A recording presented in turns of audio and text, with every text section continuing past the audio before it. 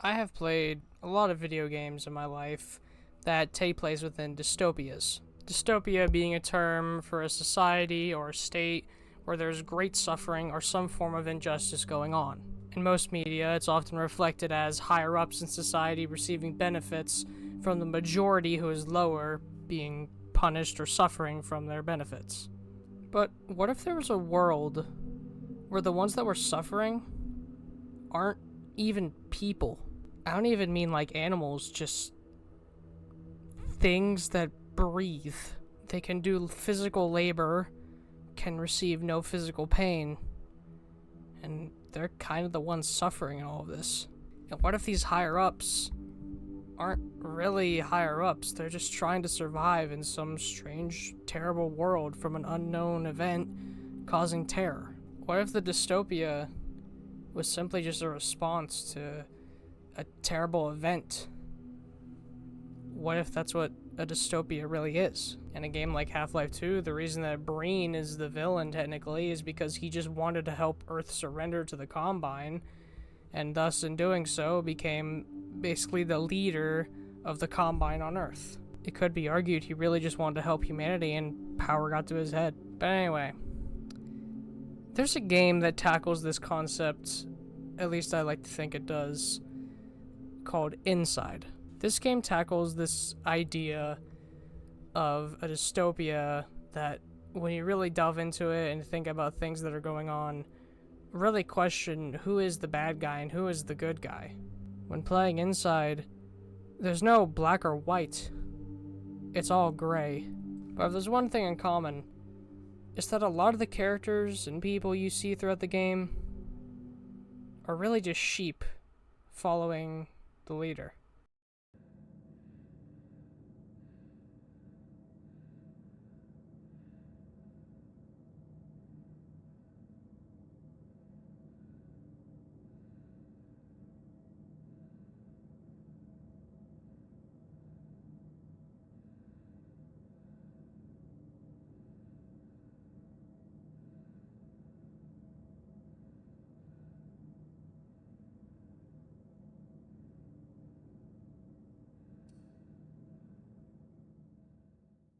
I've wanted to make this video for a while now. I've just never been really able to figure out how exactly to present this game. So this script is more or less a final effort. Inside was made by Playdead, a small indie studio that's located in Copenhagen, Denmark. They've made 2 games, and you've probably heard of the first one if you were like me and lived off the internet as a kid. Limbo was their first game and was really good in my opinion, and still is. I played it after playing Inside, but you can definitely see their inspiration. Both games have a story that's in the background that you can't see, and if I'm gonna be honest, when I first played Limbo, I really thought for one point there just was no story. Compared to Inside, which does give you some details, this thing gives you nothing. There's virtually no info ever explained about what in God's name is going on in the world of Limbo. And then, many damn years later, they created Inside, which is, in my opinion, one of their best works. One of the best? It's one of the fucking 2 they've made, dumb. They're currently working on a new project, and we don't know really much about it, but apparently it's not a 2.5D game, being you go left to right and see stuff in the background, but it's more 3D and explorable. Knowing these devs and how they basically wrote an entire article explaining how they made footstep sounds very accurate, I get the feeling this game's gonna be in the oven for just a little bit longer. But I look forward to it, and I'm excited for whatever the next project is gonna be. But anyway, enough about the fucking studio. Let's go and finally move on to the game. Inside is set in some unknown period of time, but judging by things from later on, it can be assumed it's definitely past our current date. In the game, you play as a young boy in a red shirt. We're never given his name. If you look closely, one of his sleeves is rolling up a little bit. A YouTuber by the name of Muntchunk pointed this out and said it might be like a sign similar to posters of somebody lifting up an arm sleeve and saying that they're strong. Maybe it's the boy's way of saying he's strong to other people. Anyway, we're not even playing it, so I need to stop analyzing. We go ahead and head right and go through the forest to see what's ahead. We eventually come across some barriers and climb through them, and then we're met with this.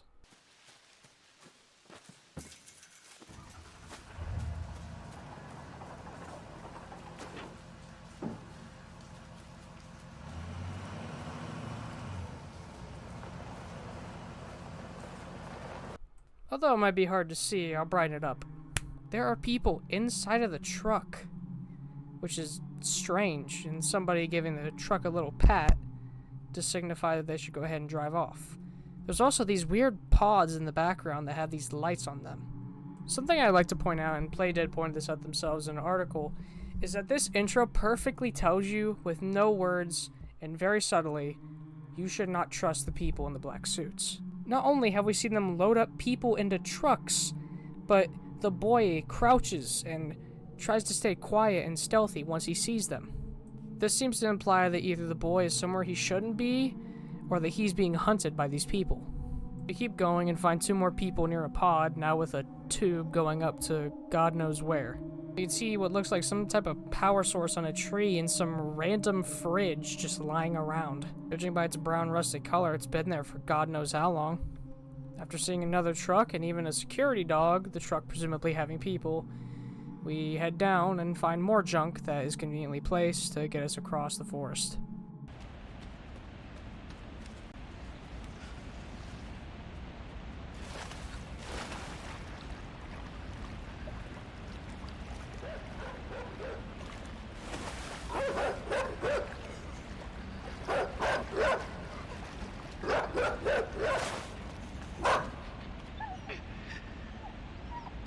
The game has a lot of these moments where it's designed to make it feel like you got by with the skin on your teeth. And people have criticized them, but I love these moments so much. Even on repeat playthroughs, I kind of, flinch a little bit every time I get to make a jump because I don't know if I'll make it. Eventually, it looks like after the dog spotted us, the people know we're here and send out a van to shoot us.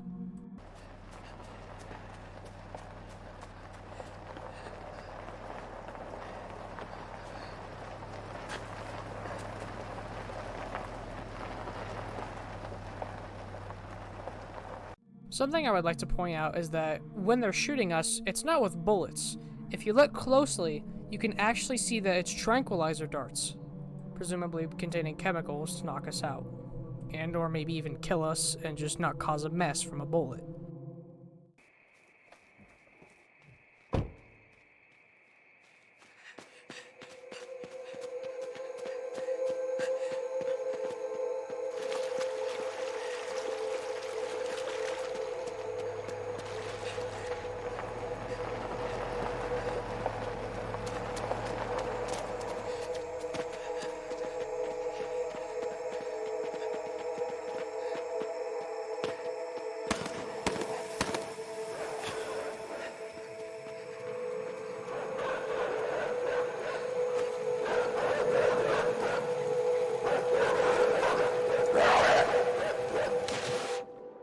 The kid decided to take notes from the boy in Limbo and learned how to swim.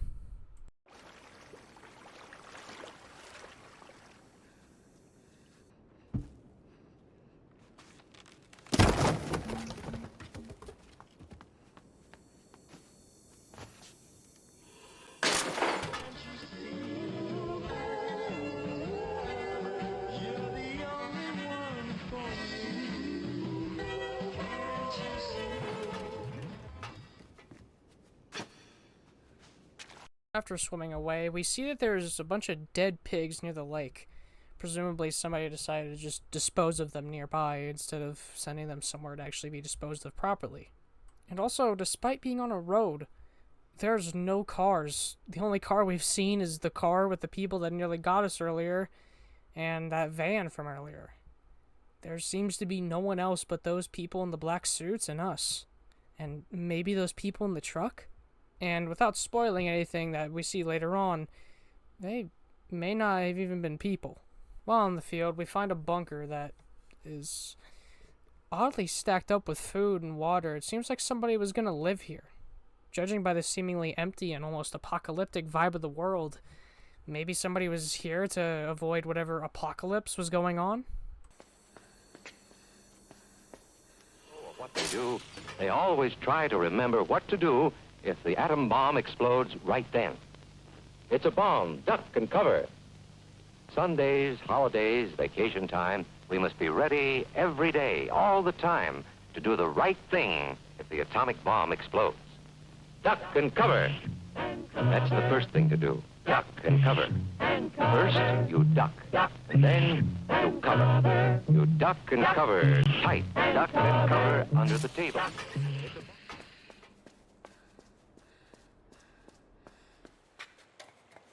They even contain one of those weird orb things that we found earlier in the game, so maybe they're used to send a signal or something, or as a generator?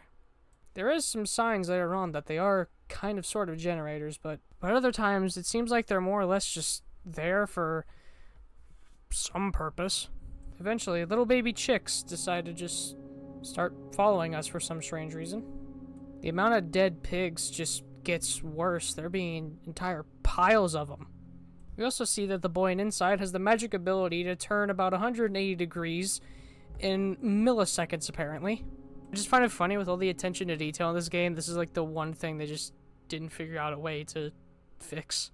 Eventually, we have a little puzzle we need to solve where we gotta fling all the baby chicks to knock down a thing of hay to climb up. And something to note, which I only realized when I was inside, is that one of the chicks is actually limping and seems to be behind with the rest. And once we launch them out and, get the hay, it appears that the one that was limping is now dead, meaning they might have been close to death's door or were heavily injured, and us tossing them against hay was the final blow. I've seen people use this as like some analogy of like, oh, you're getting people killed with your actions. It's a baby chick. Like, this video is gonna go deep into analysis, but I don't think it's that deep. It's a bird. No, it's not that deep. Eventually, we keep going and see even more dead pigs. And something to note is how on the ground near these dead pigs and in the dead pigs are these, like, worms that writhe and move. They just seem to be a parasite of sorts. Maybe they infected the pigs? That could explain why there's so many of them dead and lying around. Or, well, some of them are dead.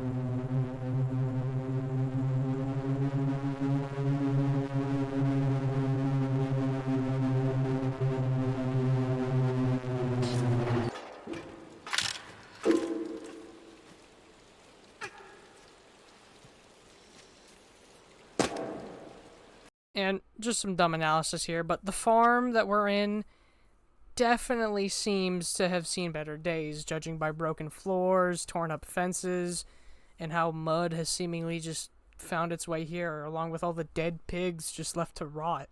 We creep our way through the mud, and we can see even more dead pigs. What the hell is going on here? There's just so damn many.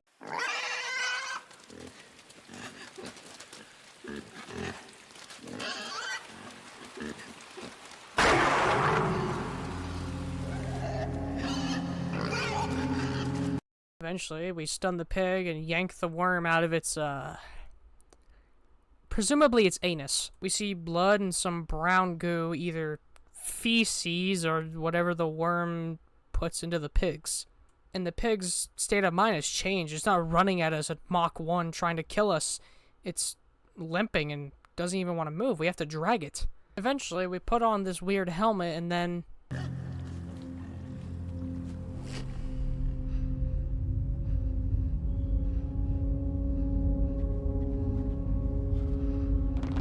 whatever action you do is mimicked into the person you're controlling, or the multiple people you're controlling. But upon disconnecting from it, they simply just sit on their knees in this weird, almost sleeping state.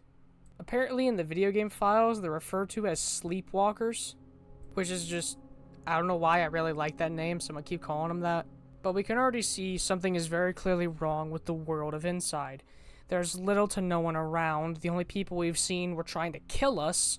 And there's weird worms infecting animals and helmets that let us control these pale, zombie-like people. They may not even be people. Maybe they're just some weird creature that just wears people clothes. As we head out, we can see more just debris hinting it's been God knows how long since the world entered this state. And with that, we also get to see where the trucks arrive, this structure, or this wall. We eventually go on and see what's inside said wall.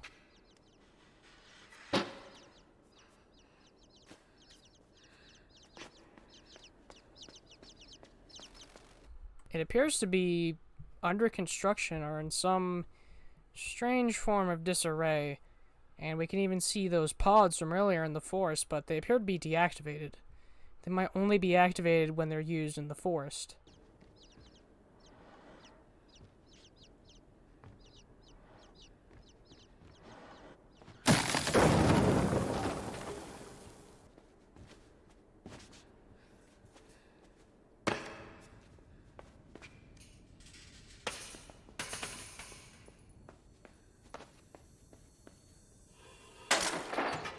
In a house, it's best to get on the floor, away from doors and windows.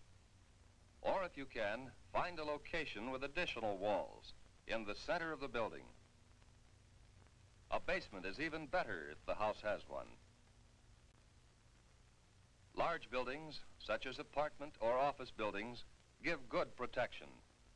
The thick, heavy masonry of their walls and floors makes it hard for radiation to get through.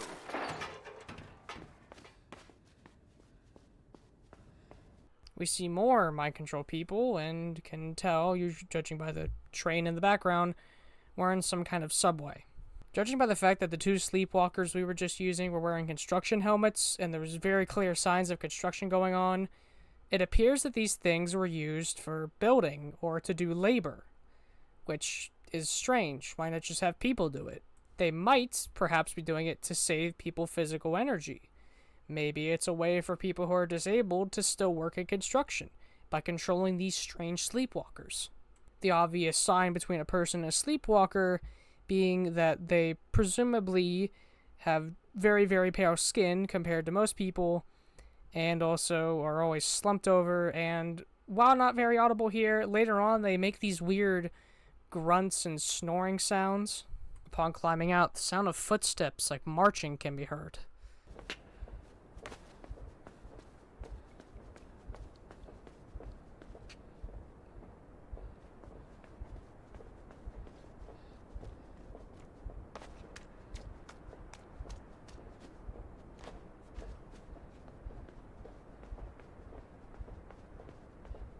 Upon going further down, we see some giant tripod machine and those people from the earlier in the woods with black suits watching over the sleepwalkers moving.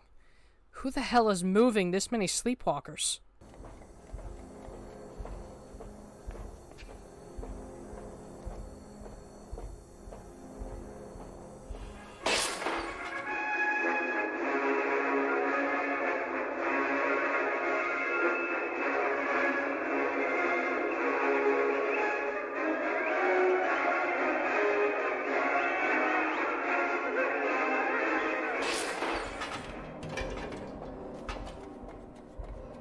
Also, I haven't mentioned it yet, but with these pods, near some of them are these radios playing some tunes. And if you look at the sign from the building above, R-blank-C, the E is down there. Record.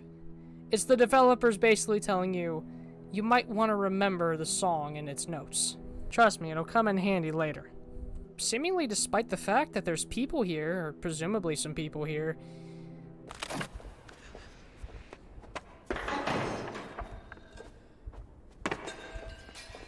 the place is still abandoned. Only a few buildings seem to have some power, if any, and the few people we've seen are watching over sleepwalkers and presumably work for the same people with the black suits.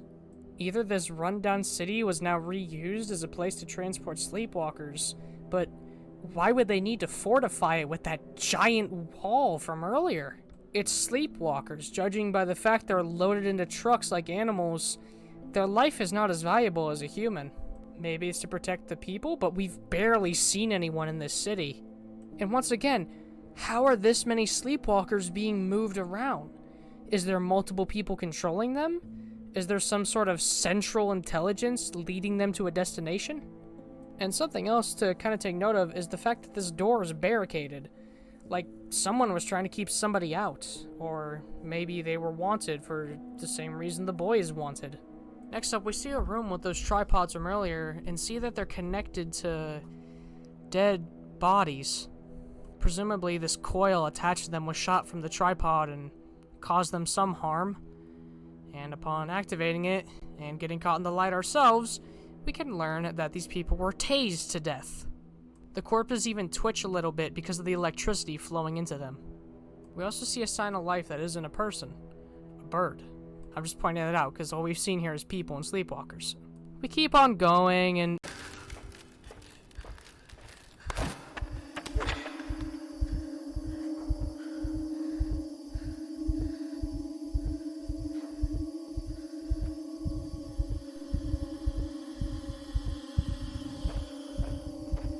Something I want to take note of is the fact that the boy seems to just real quick realize he needs to blend in with the other sleepwalkers. No normal kid would know what to do in that situation and would presumably get tased, which is what happens when you fuck up the little patterns you gotta do. Normally, just a normal kid would probably get tased. So it means either he understands the world and its rules and understands that sleepwalkers, if they're caught messing up here, get tased, and hence why he immediately blends in, or he's just very fucking quick-witted. If there was a section of the game that I think could sell it to somebody best, it'd probably be this.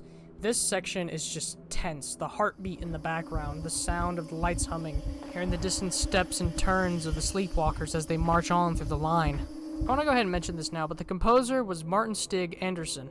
According to what I've heard and read, the developers really wanted to make this game audio-driven, so your gameplay would have to match up with the music. They also wanted to avoid what happened in their last game, Limbo, where when you die, the whole thing of the music being this pattern is just kind of interrupted by you respawning. And here we see something very shocking. There are people here watching this, even kids and a baby.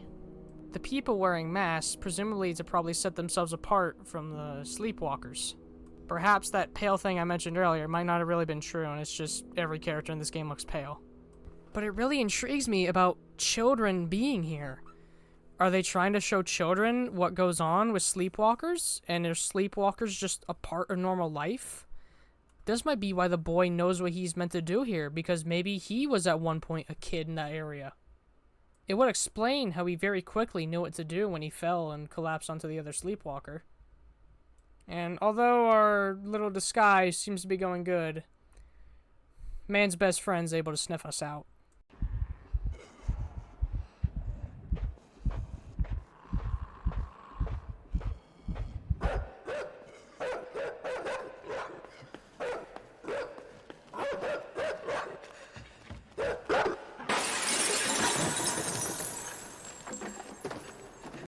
I would just like to mention, how in God's name did that kid survive that?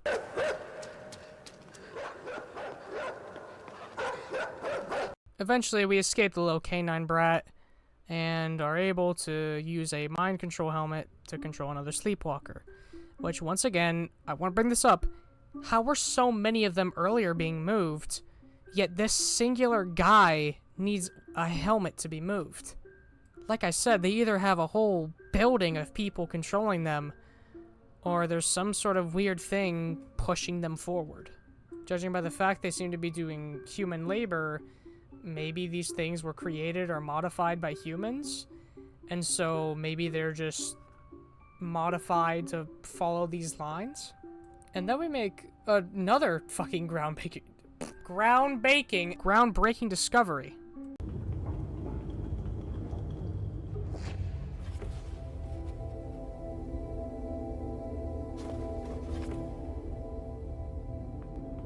Somehow, the minds from a helmet can be transferred into another helmet through a sleepwalker, allowing a person controlling a sleepwalker to let the sleepwalker control another sleepwalker.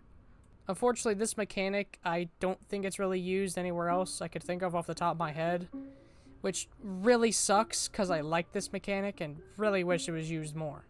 Eventually, we have to dump ourselves into a vat of water, and a little interesting fact is if you take way too long, a fucking tripod is then sent out to kill you. These people really don't want you here. They don't even run and say there's a kid stuck above a vat. They just get a tripod to shoot you. Maybe they don't want you to see what's going on in there.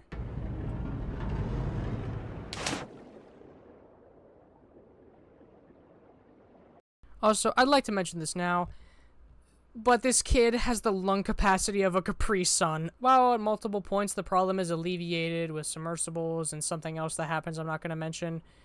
But when you're trying to solve these underwater puzzles and you can only be underwater for about like 0.5 seconds before the boy starts choking on the water, it really gets annoying. Maybe, presumably, we can assume that he's under such an adrenaline rush trying to get what he wants done, or he's just very, very panicked, and so maybe he can't hold his breath underwater for too long. But, I mean, it's just annoying. We see that with all this water we were talking about, the city seems to have a way to control it almost. Maybe the raining from earlier is a thing that occurs a lot, and so they invented a bunch of machines to help drain the water. Maybe flooding's natural in this world? So I'm sorry if you hear that noise, It's raining outside right now. Pretty ironic considering we're talking about flooding and raining. Ha ha ha, irony.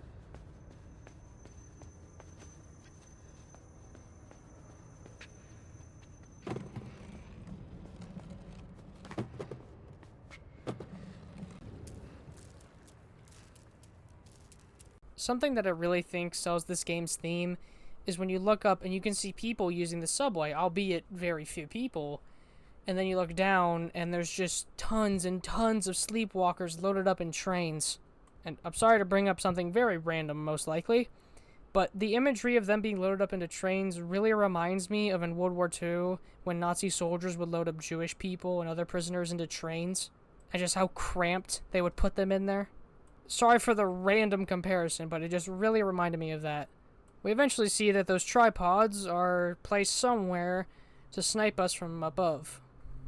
We have to go back and forth between pulling the crank and getting out of here. And once again, for being a city environment, we have seen very few people here. The streets aren't bustling with cars and people and homeless folk. It's just empty.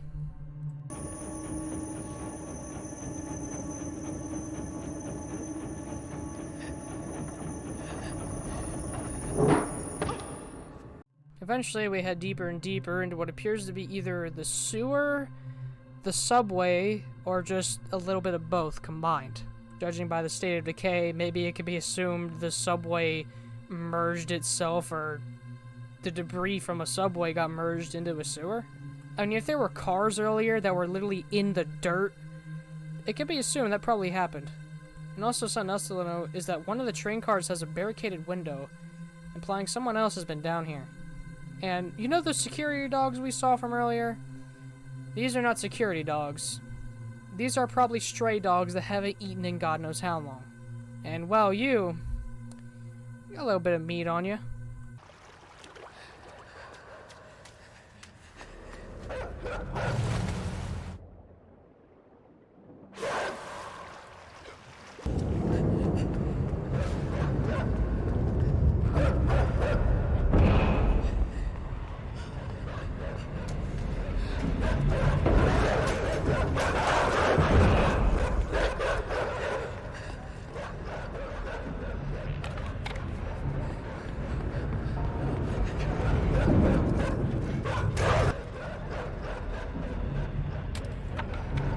Once again, another moment I would show to somebody to sell them the game.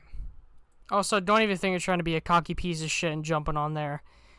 The devs knew you might do that.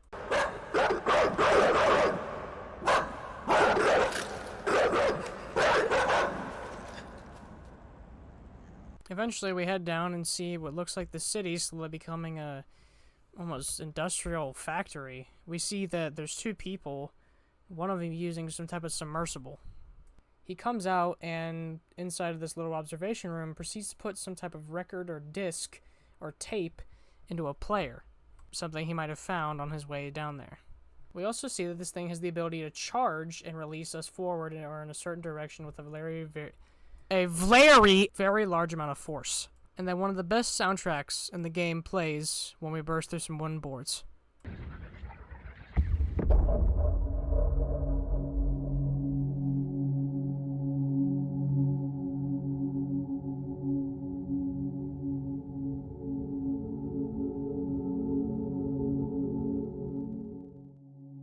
I just want to mention this now. There is seemingly an ocean under this goddamn city. More than an ocean. The amount of water you are going to see from now on defies logic. And at this point, you can see why the Submersible exists. About 90% of this damn city is under the water. And within it, pipes, tubes, and weird machinery seems to just fill the place, implying either this was all built underwater or was built before it got flooded, and presumably is used to help power the city and other strange devices people are using. We also learned that this thing has enough power to break through cracked walls, which is very convenient. Oh, but I gotta take a drink. I have not talked this long for God knows how long. Normally I record these in like a good amount of time. I'm trying to do this in one go. Compared to other games, Inside is a pretty short game. The fact that I have 14 hours on it, actually 15 as of recording, is kind of fucking disappointing. We can see this place was maybe some kind of lab of sorts. There's numbers, it has this office-like structure, tanks filled with maybe the same liquid containing this place. And something else to note is some of this place does seem to be designed around the water, which is strange. Did they try adapting to the flooding, or were there parts of the environment we just can't see that were connected? We can see more abandoned office equipment, and it really is clear that this place has not been touched in God knows how long. We can also see that there's trees behind these little glass windows. Perhaps they were growing trees down here, but for what purpose? Eventually, we open up the door.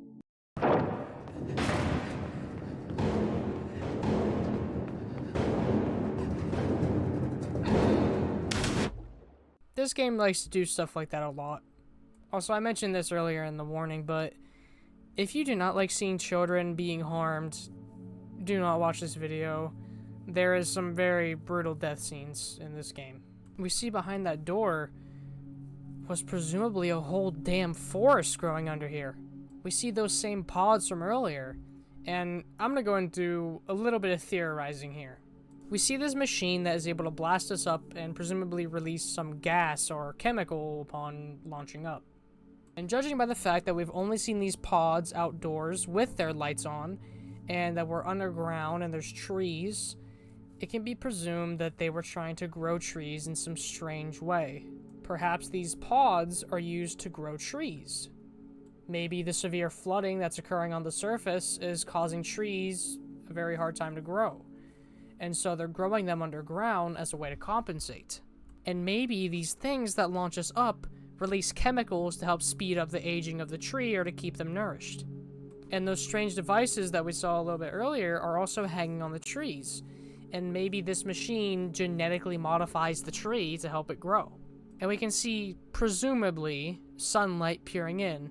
Although, with how far underground we are, either it's a light very close to the surface conveniently, or a fake light trying to simulate sunlight, and maybe those devices on the tree, or the chemicals, or whatever, helps the trees grow without any sunlight. I know how stupid this sounds, but in a world where mind control is a thing, and later on some even stranger things, that's not really out of the question.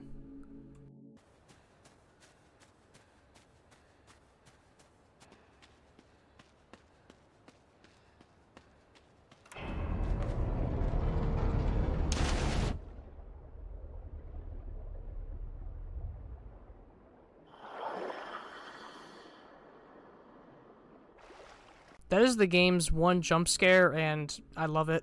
There's no dumb sound effect, nothing crazy, just a strange girl making noises and leaving. And we're gonna see her again real soon, don't worry, we'll touch on her.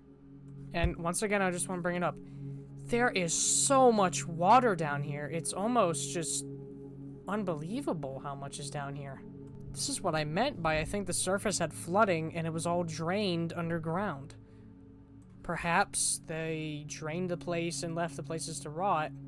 Or maybe, and this is kind of dark, they just drained the water without letting anyone know. And people were possibly killed by the draining.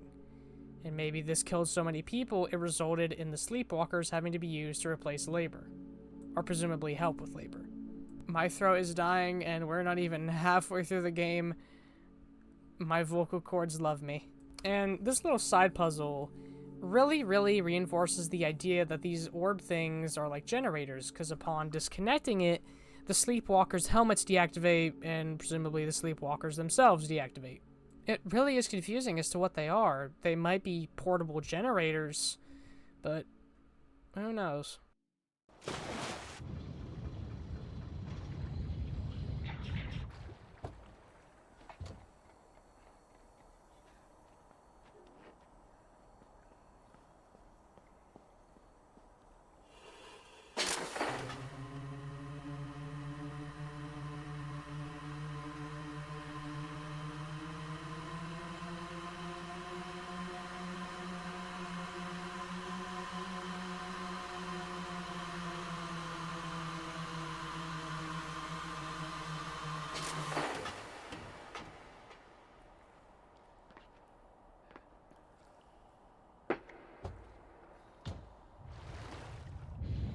Eventually we keep going and see a familiar face.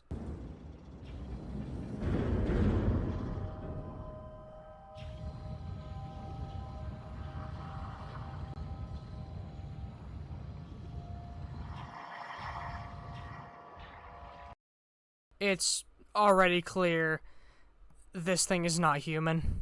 Not only can we hear it making loud breathing and rasping noises, which if a normal person was to do that, their lungs would fill with water, but her hair is just overly long. Her hair seems taller than her, and she appears to be either short or a child like us. Eventually, we seal it away and pray to God it doesn't find a way out. Now, this is actually not the last time we'll see her, and I'll touch on what I think these things are later, but for now, we'll just call her the mermaid. Also, I love how they make it to where the ship just stops moving for a second, making you worried you just broke it.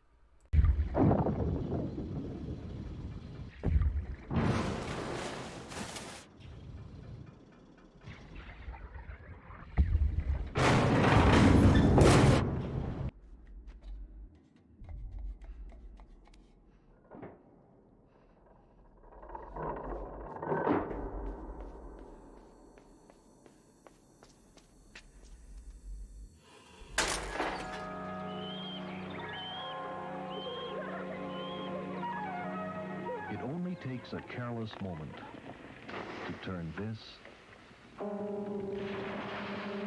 into this.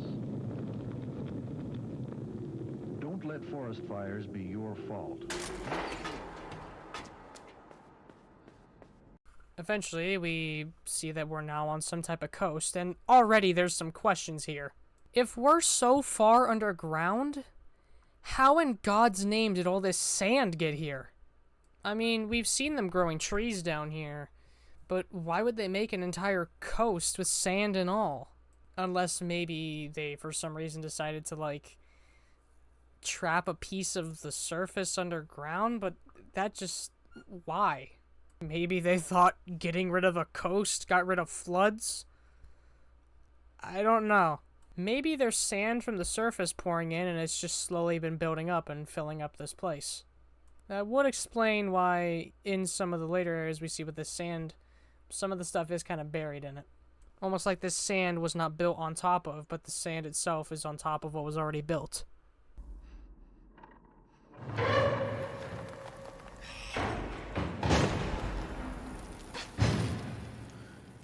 Upon entering, if you listen closely, there's this strange thumping.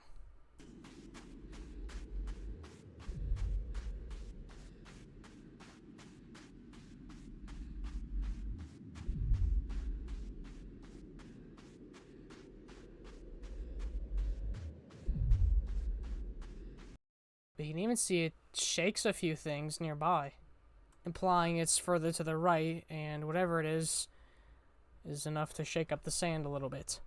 I mean, some of the lights are on in here. Maybe it's a generator? But why in God's name would it be making that sound? Eventually, we see that this place was designed for whatever work was done down here, maybe mining or construction, and we see that this door requires 20 people to be standing on top of it. Presumably, we need to acquire 20 sleepwalkers, or 19 sleepwalkers, because we count as a person.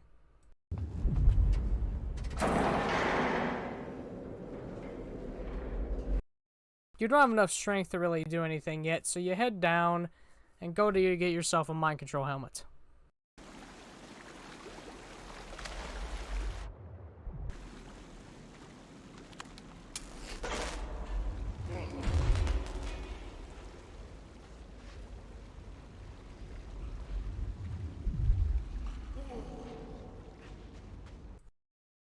Okay, well, alright, I ain't gonna complain, but, that's a bit strange. This either means the helmets don't require power to function, or the boy got very, very lucky and the battery somehow didn't die upon disconnecting. But then this begs the question of how come, as we go on, we are able to control more and more mind slaves.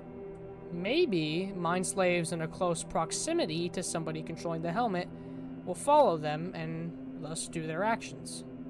Maybe, and this is going to sound kind of dumb, but perhaps the person normally controlling a mind when I was in a Discord VC with my friends playing this, I called them mind slaves. They're sleepwalkers, alright? Sleepwalkers, get that in your damn head. Maybe these helmets are just hung up because when you control a sleepwalker, maybe you see their movements and control them and see through their eyes? And perhaps maybe the effect was reversed upon the boy disconnecting the helmet. So instead of maybe being able to see through the helmet and all that, they see you and do what you do. Either that, or I am looking just way, way too much into what is a very unique area that I really honestly like. As we go on, we collect more and more sleepwalkers, and kind of strangely, a few of them don't even seem to be wearing pants or anything underneath their shirt. And then others have construction worker gear, some have wife beaters on. Like, either there's a mixed mash of people down here or something. But a large majority is wearing construction or whatever kind of equipment that they probably need for the job down here. Eventually, we acquire the last one, and it's just a dead guy. It's never said if it's a dead sleepwalker, which implies that sleepwalkers can die, but while not really seen, these things don't take fall damage or drown.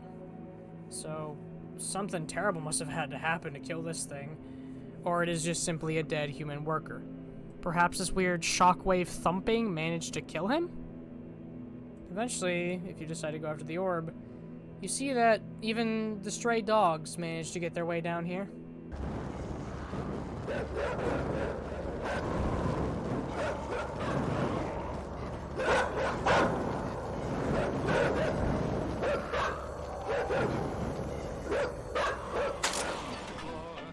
Just pull his leash and go for a walk. He's your dog for sure. What's your dog's name? Digger the dog. Digger, he goes with you when you explore. Just pull his leash and go for a walk. He's your dog. And finally, we learn what that shockwave was. A giant pulse wave.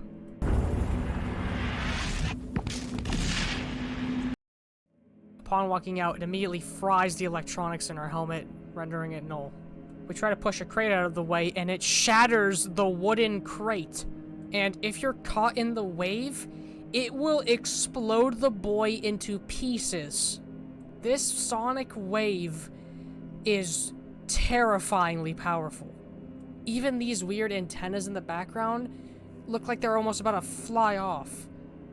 Now, maybe these strange antennas, and this is a bit of a stretch, are collecting power from the shockwave and are using it to power things like the city? But how in God's name would they build it if the shockwave could obliterate someone? Does that mean the shockwave was man-made?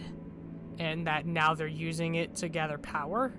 But why create something so destructive for power? AAA would serve you better. And people have set up things to help with this. They've set up cover, levers to pull to flip up metal sheets to block the blast. It's very obvious that people knew this was here and designed things to either deal with it or, judging by this, maybe the possibility of what the antennas do, use it for power. Maybe this is what killed off so many people and why the cities are barren. Perhaps as a result of the shockwave, humanity lost so many lives that they needed to make sleepwalkers in order to replace people for labor. Maybe it caused immense flooding, the shockwave. I mean, with how powerful that shit is, I could see it pushing the ocean along.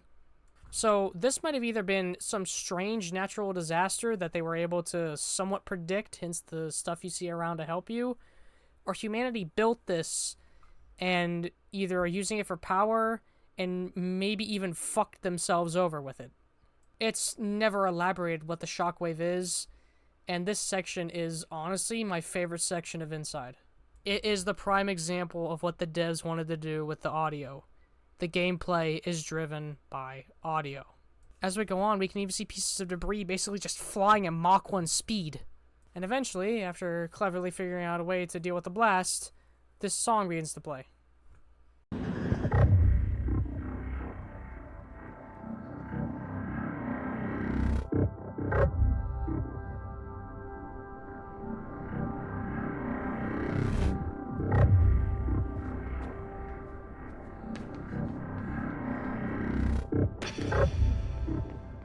This is my favorite part of the soundtrack, and I can listen to it almost every day. This and the song that plays when you send the submersible into that giant room are two of my favorite tracks in the whole game.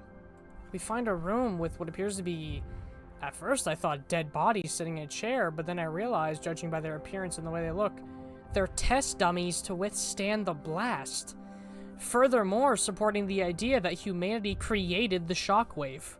I mean, everything here is conveniently designed to handle the shockwave. It's really seeming less and less likely that this is just some natural disaster. Perhaps the apocalyptic state of the world was caused by humans themselves. And thankfully, we manage to get out. We take a nice and calm elevator ride to calm down the nerves of the shockwave. And thankfully, we never have to deal with the shockwave again. And we can also see, presumably, sunlight, meaning that the surface is nearby, definitely.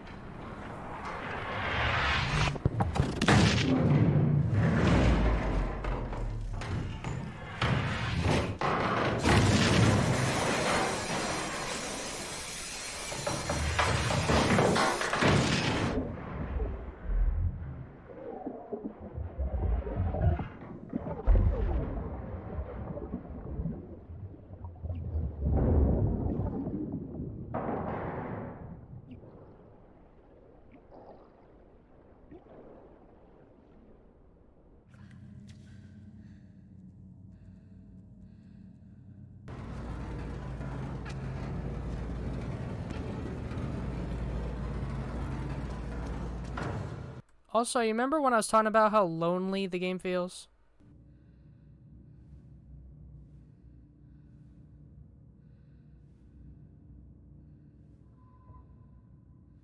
And if it ain't shockwaves, it's water. Like I said earlier, the water here is just cartoonishly large. How the hell is so much water here? And we see a good old familiar friend once again. Now, I'm going to go and spit some theories. They're going to sound dumb, but this is my own personal belief of what I think they might be. Judging by the fact that it's presumed humanity has definitely hit a low point, or at least a low number of people, with how few actual people we've seen, maybe that these things are meant to serve as a way to create women to create children. We don't know how low the population is, but if it's very low, they need to reproduce fast. Perhaps they create these mermaid things to eventually grow up to be a mother, but what kind of mother would that be? Imagine your mother being a soulless husk, just powered by something. They are definitely not human, judging by the fact that this one has wires on it. Perhaps to feed it or provide it nutrients? Or to put chemicals in it to make it the way it is? Also, something else to know about the mermaids is if you look closely, they actually kind of sort of have a face compared to other characters which just have nothing, just flatness. Also, if you haven't noticed, any remnants of a city are basically gone. We appear to be in either just one big elaborate laboratory or something. It's really strange. Whatever it is, this place was not meant for your average citizen. As we can see, there are multiple of these mermaids around. And once again, we seem to see sunlight, but with the way the world is and how far underground we are, it's really questionable if that's natural sunlight.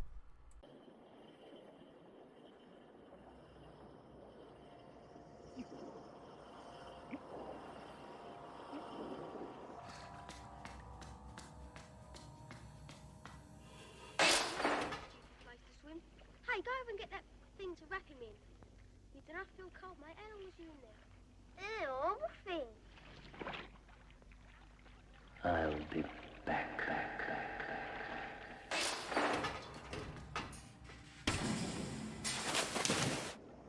Eventually we climb up and— oh shit!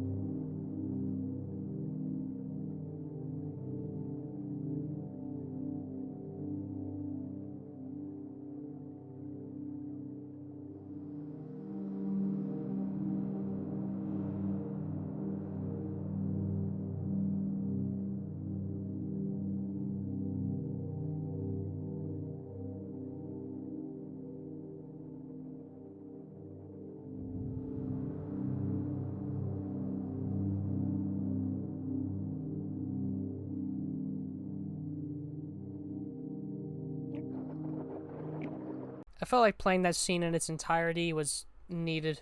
The music there is amazing, and seeing this character who's been through so much drown at the hands of one of these mermaids just really makes you feel afraid of these things, and also puts a little bit of a question to perspective. If this boy could withstand everything but a mermaid, then is this world hopeless? What I mean by that is, this world seems to have so many things that want to kill you. Could you really save it, if that's at all possible? Eventually, she hooks up that weird device to us, and now suddenly we can breathe underwater forever, much like her. Perhaps this machine is put onto them, and they just gave it to us to help? It seemingly also brings us back from the dead, so something definitely was put into us, or something occurred to our body. We're not the same human that walked into this building. I've been talking for 40 minutes, my throat wants to fucking die. And while we're there, we see these parts or something of people twitch and move like they're alive. along with a lot of discarded VHS tapes, possibly maybe recording experiments that went down, along with these large, elaborate glass containers, which is strange. Maybe they were testing something? I mean, they've been testing a lot, but what were they testing down here? And what was so important about it to record it? Were those weird twitching limbs? And they're arguably humanoid, but the most they really contain is the general shape, and usually they're missing limbs or have disfigured limbs in extra proportions that aren't needed. Giant heads, missing limbs. They're usually covered in bandages, as we'll see later on. Usually the bandages are to cover genitalia and, like, breasts, which makes sense. Why they'd want to... Well, actually, I don't know. They show some nudity earlier. They technically showed a naked female child, so, I mean... I don't really know why they needed to censor it. Unless they're perhaps trying to imply that these things are so horribly put together they require bandages to operate. Anyway, I'm sorry. I'm jumping ahead of myself. Let's go ahead and go back to the whole water thing going on.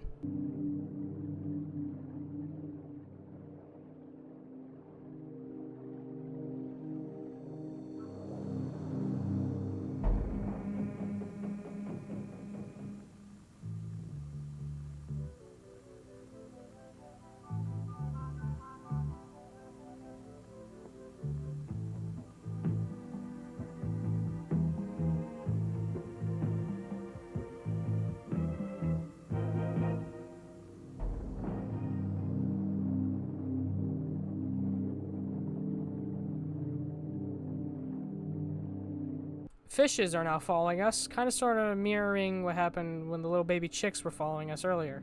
Maybe the little baby chicks were kind of sort of foreshadowing or kind of a reference to us controlling sleepwalkers. That's the furthest analysis you're going to get from me on that. I'm not going any deeper. They're baby chicks, okay? Shut the fuck. And also, as we can see, apparently these weird generators not only are waterproof, but are light enough to be pushed up to the ceiling by the water. Or it was just very conveniently tied there, because I guess it was the most convenient for when this place was a place. Eventually, we see giant fan blades, and it appears they're chopping up discarded pieces of people. What in God's name is going on down here? Are these discarded pieces unfit for sleepwalkers? Do they make sleepwalkers down here? Are these strange, oddly shaped people molded into the shape of a person to become a sleepwalker? And any unfit are just discarded and chopped up? Eventually, our friend, the tripod, makes his amazing return. We missed you, buddy.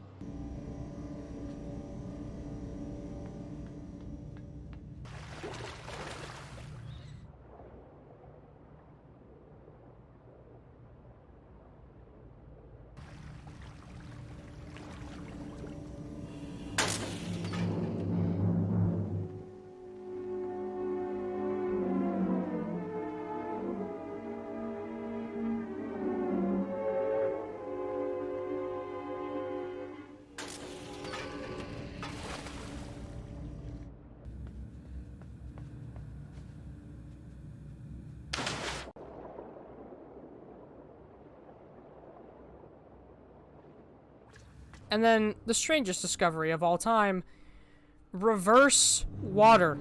The water is on the ceiling, dripping onto the floor, and those weird, odd-shaped people are just floating in it, also upside down, with these batteries seemingly connected to them as maybe a type of life support or something to produce this ball of flesh, with the ball eventually growing limbs and maybe being folded into a sleepwalker. Eventually, we learn that these little things that we've been using to bounce up can be detached, and maybe they were designed to be moved around as well.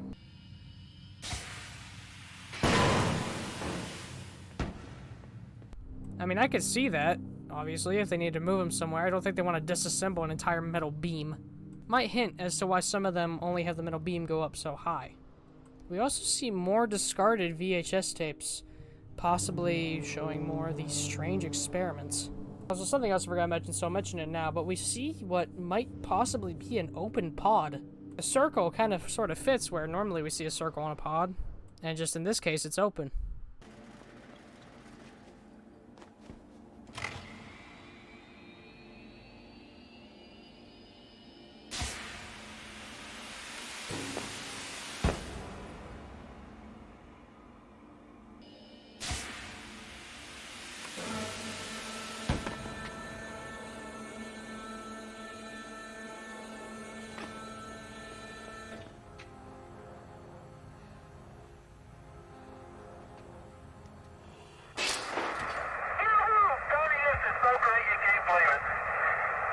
I believe it's Charlie. It's raining, John. Okay, let's go, would you, Charlie? You got all your steering. It's great. Oh, this is going to be some kind of different ride.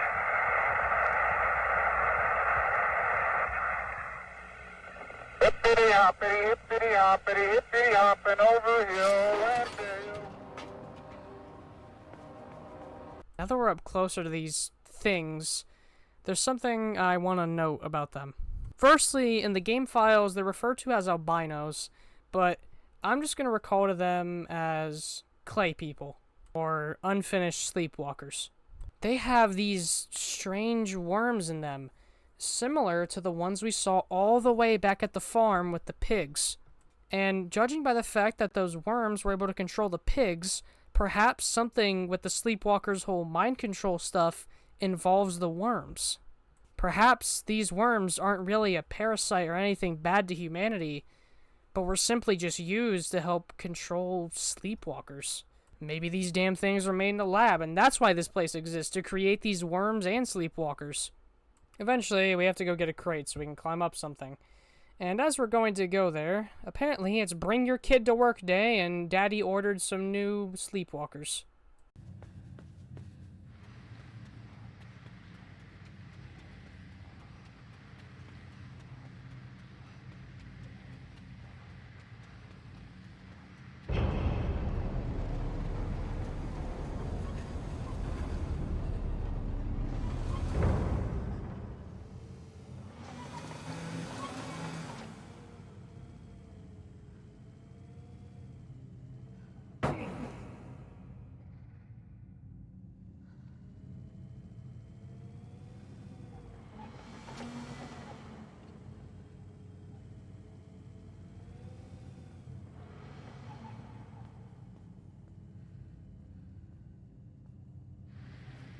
Really puts into perspective how strange this world is when kids are shown this, perhaps to normalize it to them so they don't think it's bad.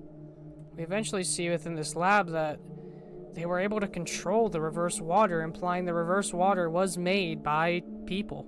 Or at least the way it works was modified and created by people. And makes me wonder, what is it really used for? Perhaps it's to prevent the water from filling up the bottom of rooms, and so they modified the water to float onto the ceiling for maybe more control over it?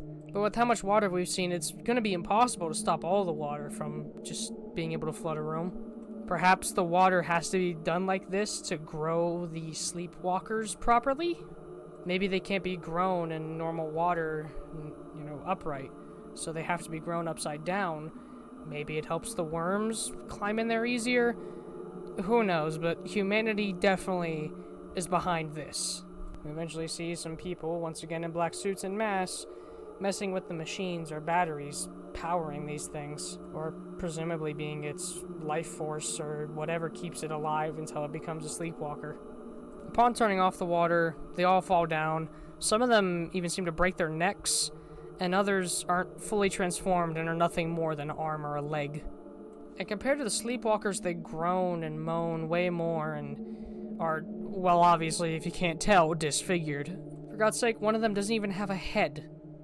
And strangely, they follow us without a helmet. They don't need a helmet to guide us for some reason. Now, I would say this might just be because maybe they're not programmed yet, and so they just kind of sorta do what they are meant to do, and just obey somebody that's not a sleepwalker. But as we enter this hallway, sleepwalkers who are very clearly finished start following us. One of them even quits their little janitor duty just to follow us. So maybe either those weird 3 sleepwalkers just are built different, or the thing that the girl put in our chest allows us to control the sleepwalkers and clay people without the need for a helmet. Does this imply that the mermaids can control as many sleepwalkers as they need? When you look out the window, you can see people, like real people, not sleepwalkers or anything, people running towards this structure. Some of them seeming to be almost panicked. If it's just a day at work, wouldn't you just be walking or speed walking? Why are they running in a seemingly panic?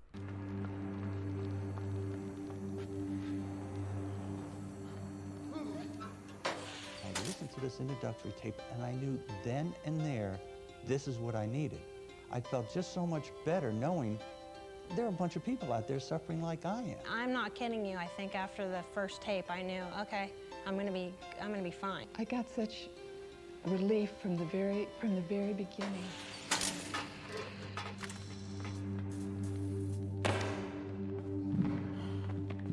We enter that large room we saw from earlier, and you get the vibe it's some sort of hub. This is very clearly somewhere people are meant to go, or at least somewhere people are meant to work. It's almost kind of funny, the place they work is this damn far underground. Presuming it's still deep underground and that we're not closer to the surface. And that those lights we saw earlier were not sunlight. The people in the background ignore the boy and his little horde of sleepwalkers. When we walk in, we can even see somebody just abruptly rushed, leaving a phone still going. Along with these giant computers, some of them with little monitors.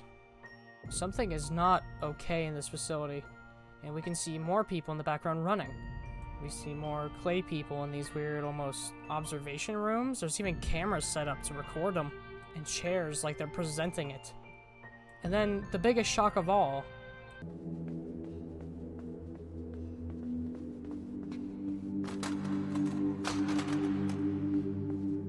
this is the first time in the entire game a human has not saw us and tried to kill us or cause us harm. Very clearly, they don't even care that somebody who probably shouldn't be here is here. Whatever is going on is more important of their attention. It appears very important of multiple people's attention. The people give us a look, but that's it. They acknowledge that we exist and seemingly don't care.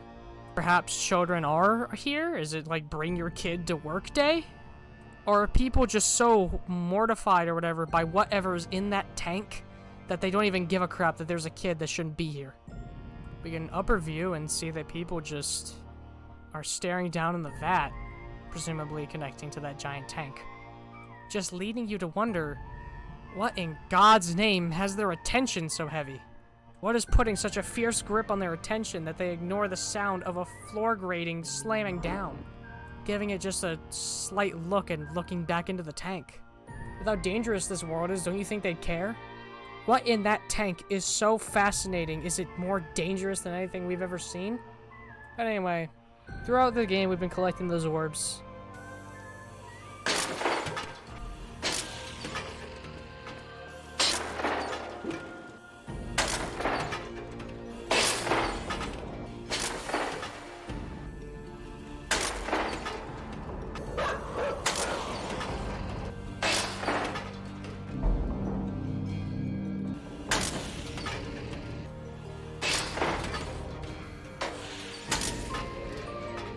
Go ahead and collect us the final one in a very, very strange room.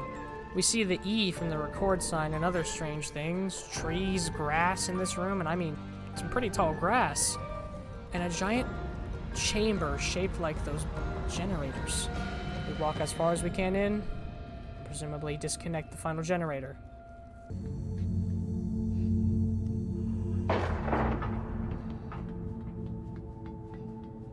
Highlighting that a generator 2, or the second generator, is now of importance, which we'll get to that once we talk about this final area. It looks like this place is usually under high security, but whoever operated this is off doing something else, maybe on a smoke break. I imagine cigarettes probably still exist in the future. This entrance leading into the vat is, well, got a bunch of pressure and fans, so we can't really get in, unfortunately. So we have to do a little bit of some puzzle solving, and eventually we launch ourselves in.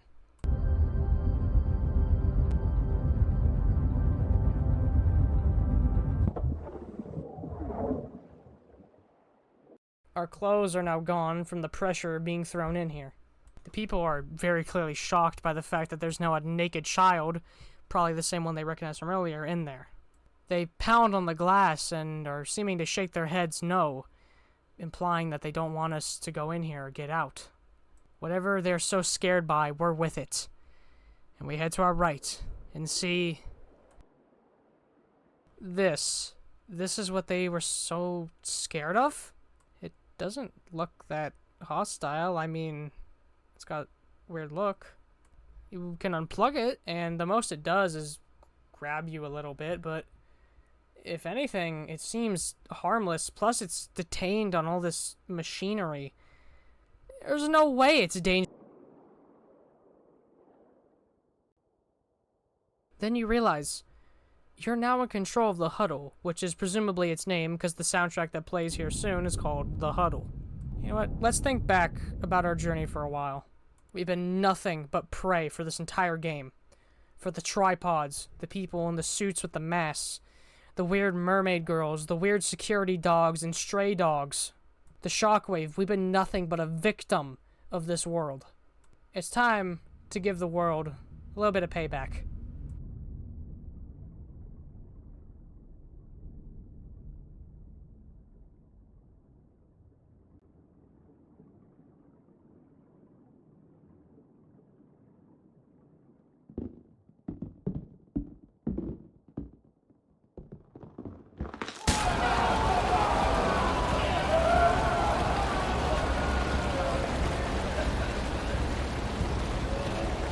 Something to note is, compared to the Sleepwalkers and the Claymen, you make a lot of noise, and it appears the Huddle audibly sounds like it's in pain at times.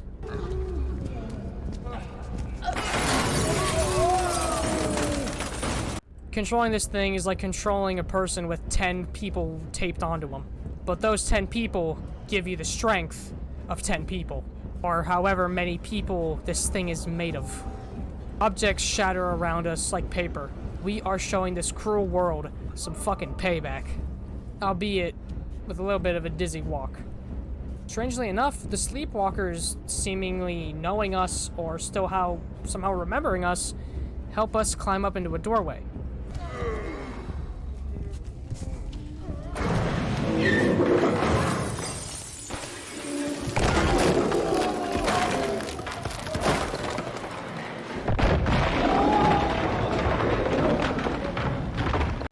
This will be strange, but take note of the landscape view you see here. Eventually, we stumble our way into this room, and there's some pretty obvious visual storytelling.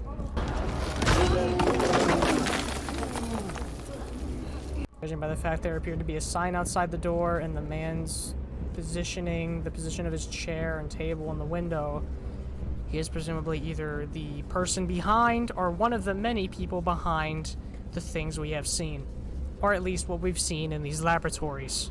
He's presumably the CEO of this world's strangeness. Everything that we've seen is presumably under his hand. This man could probably have more power than the president. And now he's sitting here, witnessing one of his creations with its dozens of skin-covered eyes staring back into his. Although you can spare him, I almost never do.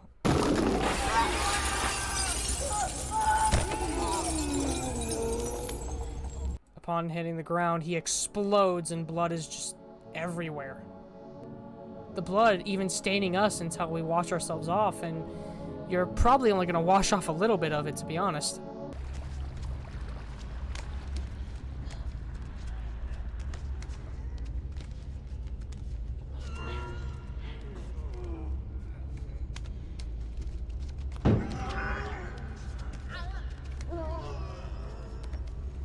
As we can see, doing something as simple as just pushing a button that's up high is a challenge for us. Dogs show up, but because of our size and probably being terrified by the fact we're like 9 feet tall, they really only just bark at us. Next up is something very, very strange. If you look, you'll see that people have been kind of sort of following us and watching in the background, seeing what we're doing. And then this guy, we see that he's trying to get to a door, and at first you can presume he wants to get the fuck out because the Huddle is in there. And upon leaving him alone for a while, he puts in the code and waves us on. Perhaps this thing's intelligence is so low he thinks waving it on will just lead it to the doorway where it can get locked away. But you've seen this thing can do way more than just fucking handle a door. Eventually, somebody opens up a trap door and we have to go down. Presumably, it being used as a trap to launch us further down. Eventually, we have to power up this machine with some sorts of fire. And this is where the Huddle's controls become a fucking nightmare. I swear to God, every time I'm at this section, I fail like 3 or 4 times to get the damn box across the water. Either it's just a skill issue, or this thing's controls are just painful. Although it's probably a skill issue on my end. Eventually, one of the workers has the dumbest idea I've ever seen of trying to get the thing to, while holding the crane, hook the crane to stop it. I'm sorry, my guy. This thing weighs like an entire sidewalk worth of people. I think it's gonna weigh it down. His stupidity ends up leading to the wall breaking for us to find a new way through.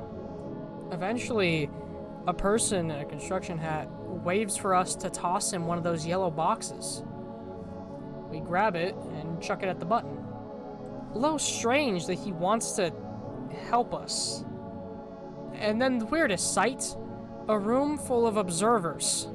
And in the front is children. All of them wearing masks like the people we saw in the city. Are we just some type of entertainment now? Are they able to handle us? Is that why they're doing things like handing us the yellow box and opening doors? Is this like a way of teasing us? Maybe this has occurred before. Maybe we're not the first Huddle, and this is just a drill that they're doing right now to lead the Huddle in this room, or some room like this, to eventually, well...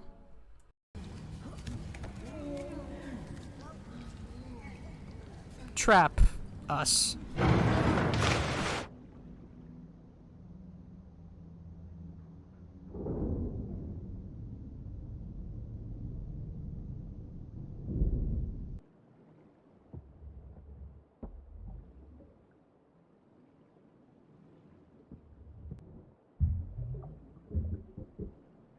A YouTuber named Smoke pointed this out. The creature in the water somehow manages to look slightly more natural than it does on land. Like it's at peace in the water. Eventually, we get out of the water and see that there's a wall we can break open. And shockingly, it leads outside. We tumble down like a tumbleweed rolling through a hill.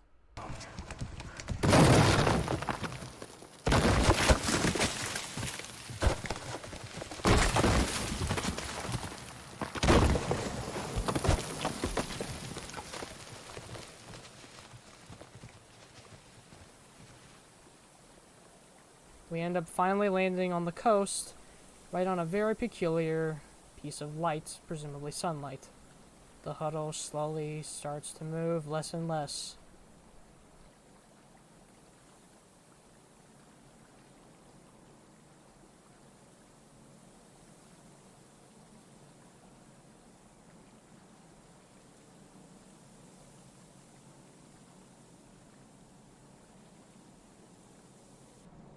And the credits roll.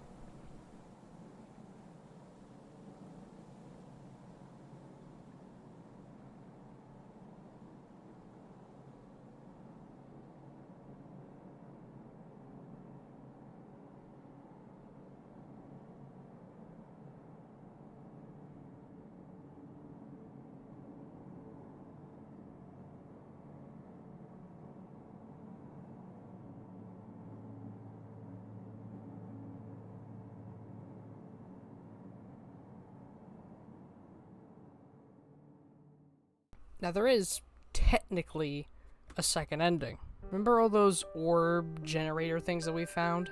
If we pull the last one and we look at the board, which all of them are lit up, signifies which ones you found and in what order, it highlights the second one, the one in the bunker near the cornfield. We then have to load the checkpoint near the cornfield and then get back to the bunker.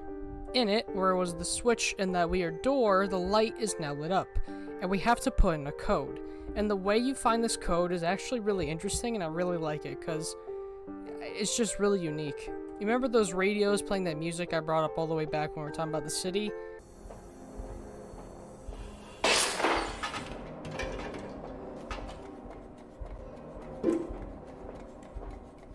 Remember the music that played? That music uses the same 3 tones over and over. By recording and memorizing them, we can then put in the code. Another way to figure out how to put in the code is every time you pull out the little lever inside of the orb, it creates the tone that you need to play in whatever order you found it. Pulling the thing out of the first orb creates the first tone you need to use, and then all the way up to the 14th inside of the giant machine. Eventually, after doing that, we can open up the door and enter the world's darkest cavern I've ever seen. If you're playing this game on low gamma, it's basically pitch black. Eventually, we enter this weird server computer room where there's a mind control helmet hooked up to a bunch of yellow wires, similar to the yellow wires that would usually lead to the orbs. And what's interesting is whenever you jump, they kind of move a little bit. Eventually, we can see a giant plug on a wall, and upon pulling it, this happens.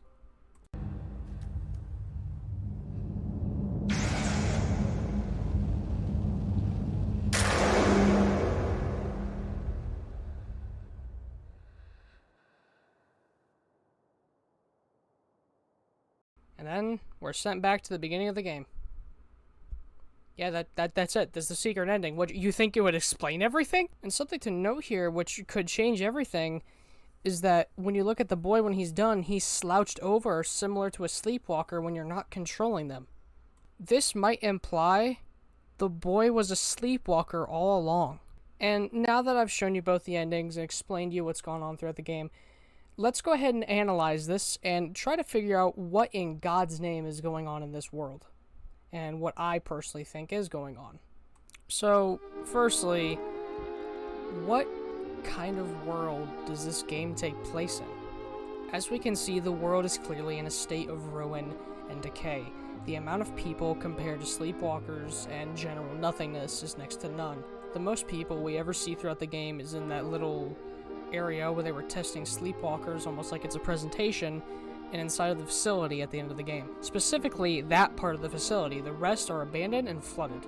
Speaking of flooded, there is a cartoonish amount of water within the laboratories and underneath the city. It would appear that maybe because of all the water and just how much of it was there, humanity found a way to manipulate it to be upside down, which maybe was more storage effective and allowed people to just build something higher than lower. And also, as we see throughout the game, there isn't really a lot of wildlife in the world. 99% of these pigs seem to be dead except for the few that we've seen in the barn and the one that chased us. We see a seagull in the middle of a city, some birds in a construction site, and those baby chicks at the beginning in the farm. Other than that, we see literally nothing. We don't see bugs, we don't see any form of animal minus that. Unless you want to count the Huddle or sleepwalkers as an animal, I guess. Speaking of sleepwalkers, they very clearly are not human. While it's never stated, it's very heavily hinted that those weird clay people are eventually turned into sleepwalkers. They appear to have worms in them, which might be the same worms that infected pigs. Perhaps because the worms seem to infect pigs, allowing for them to be mind-controlled, these weird clay people either have worms in them or are made of the worms to allow them to be mind-controlled, with the helmets serving as a sort of, leash to control them. Because while we don't know if maybe it's the device the girl gave us, they do seem to, as long as you have a helmet, follow you. And they're eventually probably given human clothing to blend in, quote-unquote, with society. But to prevent them from being mixed up with a normal person, normal people wear masks. At least people in the city. And something to note, like I brought up 20 times in the city, is that we do see a lot of sleepwalkers being controlled without mind helmets, along with a lot of them later on throughout the game. And this is where I think that weird Huddle comes into play. When you look at it, there seems to be devices similar to the mind control helmets, or what actually the mermaid gave us in the underwater segment, being a sort of almost helmet plug thing with one light. This might mean what the mermaid gave us is the same thing that's used to power the Huddle and give it its mind control abilities, allowing us to control sleepwalkers around us in that section. Perhaps using the Huddle, they use it as a sort of central brain or a central intelligence to control all the other sleepwalkers. And judging by the fact it definitely is a living, breathing entity, it probably got tired of the life it had to live. Can you imagine living a life like the Huddle? Stuck in water, being watched by people, having 4 plugs stabbed into your skin, along with there being about 50 other people that are stuck in your situation, moaning and groaning. That's not a life it wants to live. And so, while this might sound like a bit of a stretch, I'd like to think, judging by the secret ending hinting that the boy is a sleepwalker, the Huddle decided to use sleepwalkers to free it, and hence the security measures we've seen. Perhaps the people are attacking us not because we're a person, but because we're a sleepwalker.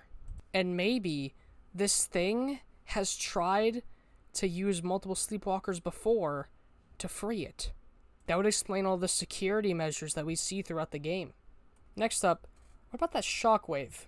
I think the shockwave is probably the most underlooked at part of the story, and I'm going to explain what I think it is and what it did to the world. Judging by the fact that there was machinery, equipment, and even test dummies built here, and these antennas that we could maybe assume are used to get power from the blast, humans created the shockwave to give them infinite power. However, it would appear that this shockwave is stronger than they expected. The place that we see is in ruin. It was built to withstand it, but it very clearly can't after however long it's been active. With the state of decay of the building, it's been going on for God knows how long. And I think that this shockwave, because of just how powerful it is, I mean, it can literally destroy machinery and elevators. I think that the pressure and the power of the shockwave caused flooding, causing lots of underground facilities that we see to get flooded with water from flooding. And these places eventually got abandoned due to the amount of water that was in them. And as they were abandoned, more and more flowed in until they are now basically Atlantis 2.0. But then, let's go back to the Huddle for a second. What is its goal? We can assume it's just to be free, but what is it gonna do? You remember when we fell into that little panorama view and how it looked outside? If you look, it almost looks like an exact replica of the coast we end up on, light and all. As we've seen from earlier, they very clearly know how to grow trees without proper sunlight. Perhaps all the machinery, the weird gas things that lift us up, and all the pods that we see are used to grow plants artificially. And maybe they just grew this as a place for employees to go when they're on a smoke break or a day off to just relax on, while fake, a coastside. Maybe all that sand was something similar that we saw in that one place. It's just a coast built underground, but was eventually left to rot because of the shockwave. But then that begs the question, why underground? Perhaps the shockwave could reach the surface, and they thought if they stayed underground it might be more safe? Perhaps these are all government-ran experiments, and they wanted them to be secret, so they built it all underground. Or maybe an event that's not even shown or ever told occurred. I mean, have you seen how abandoned the world is? If we're going to assume that most of what we see is underground, then something must have happened on the surface that made them want to go underground. If you want to be underground where there's a shockwave that can obliterate you at a 6-second interval, the surface must be really bad. Maybe the flooding that the shockwave caused was on the surface, and so they went underground to avoid the flooding. Okay, so to summarize all that bullshit I just rambled about in completely weird order, the boy is perhaps a sleepwalker being controlled by the Huddle to help it be freed. We can assume from the security measures and the way that the boy is treated by other people that this has occurred multiple times. The shockwave was perhaps a source of power created by humanity to help them with technology. However, the shockwave ended up fucking them over, causing flooding on the surface, thus resulting in a lot of underground labs eventually getting flooded. This flooding probably caused a large amount of lost human life. Artificial trees and maybe even the mermaids being artificial women were created to help solve problems. The artificial trees being used to prevent plant life from going extinct and also to make sure oxygen was still on the planet. The mermaids might have been a solution when humanity hit a very low number to artificially create women to create children. Sleepwalkers were used to replace people that did dangerous labor like construction. As we see, sleepwalkers do not take fall damage or any physical pain from the things they do. They also might have been grown in labs, judging by the clay people. Speaking of the clay people, the worms that we see very clearly have some type of controlling with the mind. They can control a pig, and pigs are very often used in testing with elements. Perhaps a pig's brain was so simple that the worm could control it no problem. So eventually, when humanity was very, very low and they needed sleepwalkers, they started genetically creating sleepwalkers and using the worms to allow them to be mind-controlled. In order to control all of the sleepwalkers, the Huddle was created, serving as a sort of central intelligence of them all. For workforces, helmets were made to allow them to control them and do the labor they needed to do. So that's what I think goes on in the world. But what about the ending? Did anything change? It might be a little bit more depressing when you really dig into it. Let's assume that that coast side is underground. It's not free. The Huddle never reached freedom. It's still underground in this laboratory where maybe there's a spotlight just shining down where it landed. If this is the surface, okay, what's gonna happen? Something else to maybe think of is that the clay people and the weird disembodied people we saw earlier underground perhaps are used to create Huddles, and maybe the VHS tapes record documents of earlier versions of the Huddle. I mean, if they are able to create us one time, they can probably create us again. The Huddle has just caused a pause and interruption in their plans. The biggest thing it did was kill presumably the CEO, but there's probably going to be someone else to take up his throne. The Huddle didn't change anything. If you really want it to be somewhat happy, I guess you could say it ended its own misery and killed itself as a way to finally be free, using the boy as a vessel to help them reach that goal. But inevitably, there's going to be another Huddle. The sleepwalkers will continue. The shockwave will keep shocking, and the worms will keep on controlling. The dystopia will continue. There's no way to end it. All the Huddle did was put a pause on it. But eventually, a new CEO will take a throne, and they'll unpause it again. And this cycle will repeat until the world collapses. Until the shockwave finally floods all the ocean underground. Maybe until humanity's dead and all that's left is sleepwalkers to sit hunched. Maybe nature will take over. Maybe the ocean will take over. But either way, the world of Inside is not a happy world. And what about the boy? Let's assume he isn't being controlled by the Huddle for a second. Let's just think about that. If he was controlled by the Huddle, it could still explain how he knows things like what to do when he's in the inspection line, or how to operate a submersible.